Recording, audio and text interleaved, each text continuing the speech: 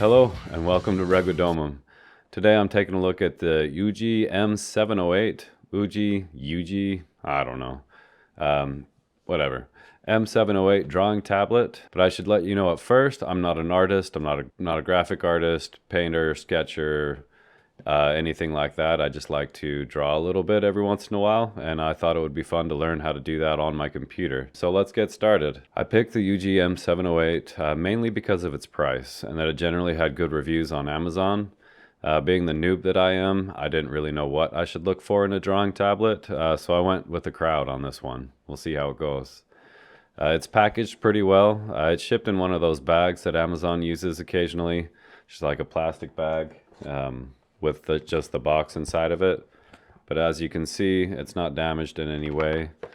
Didn't show any signs of abuse. Getting on to the unboxing. The first thing out of the box is the tablet with a sticker on the bag showing you where to download the software. Then you'll find the warranty card, user's manual, half glove, pen, which doesn't use a battery, which is nice. Mine came with a pair of white gloves, which I have no idea what to do with, so whatever. A microfiber cloth and a small cleaning brush finish out the bag underneath the tablet. Under that you'll find the USB cable. It's a type A to micro B, which I'm a little disappointed in. I wish it had been a type C, but I guess they've been making this tablet for a while, so I'm not surprised to find micro B instead of a type C, and not worried about it. Finishing out the box is a stand for the pen or the stylus. And inside of that, you'll find the replacement nibs and a puller to get the old nib out of the pen. I had to Google what a nib was. Had no idea. Moving on to the specs. The dimensions are 359 millimeters by 210 by 8. Drawing space is 254 millimeters by 152.4. There are 8 shortcut buttons, a battery-free stylus with a 10 millimeter reading height from the surface of the drawing tablet, 5080 LPI resolution, 8192 pressure levels, a max report rate of 266 RPS, and it's compatible with most operating systems. So as long as you have one of the main ones, Windows, Mac, you should be good to go. Plugging it in and installing the software is easy enough, although my computer recognized it immediately before the software was installed, and I was able to use it right out of the box, just plugging it in.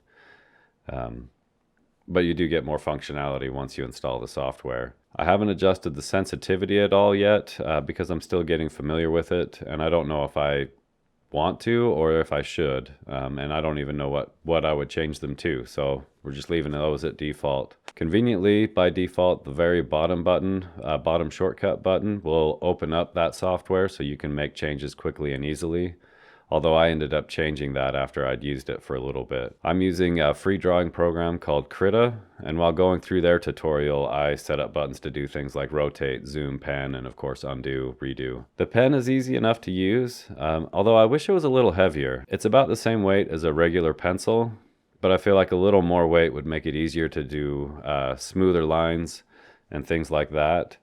It seems easy enough to vary the pressure, but that's also something I'm getting used to. So we'll see how that goes. The feeling of the stylus on the tablet is a little different from, on paper or anything like that.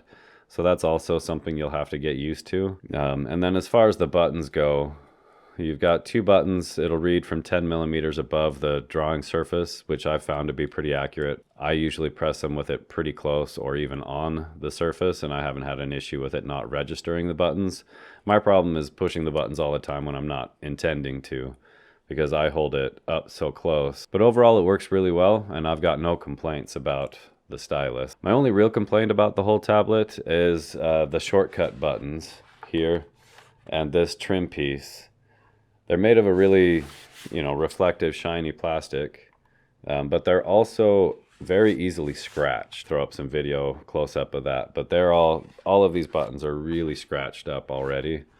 So that's pretty disappointing. I wish they had used a stronger plastic or glass even, but that would have raised the price and put it out of my price range, most likely, so I can live with it, right? And the drawing space seems like it would be a lot. It seems like you'd get this is a lot of drawing space, but after starting out, it feels a little bit cramped, and given that this represents your entire computer monitor. So I get around that by just zooming in a lot to get finer details, or using Krita, I can just full screen it and get rid of the Windows bar and all of that and have the full screen to draw with. So I just kind of work around that. It's not too bad once you start using it that way. The learning curve of drawing on a surface while looking at a computer screen, it's a bit steep. I'm still getting used to it. Every time I sit down with it, it takes me a few minutes to get used to that feeling.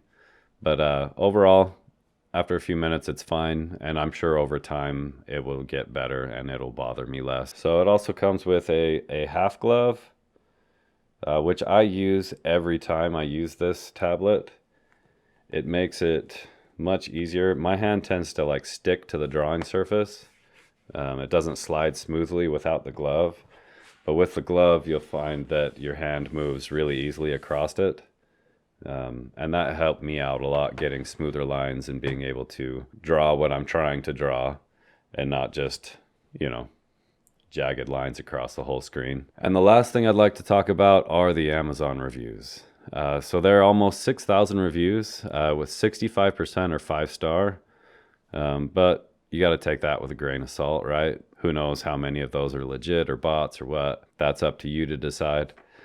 I looked at the 1-star reviews. A lot of them seem to be for a different tablet. They talked about charging the pen and other issues that just didn't seem like they would apply to this tablet. So that was a little strange, and those should probably just be removed from the page in general because it doesn't apply to this tablet.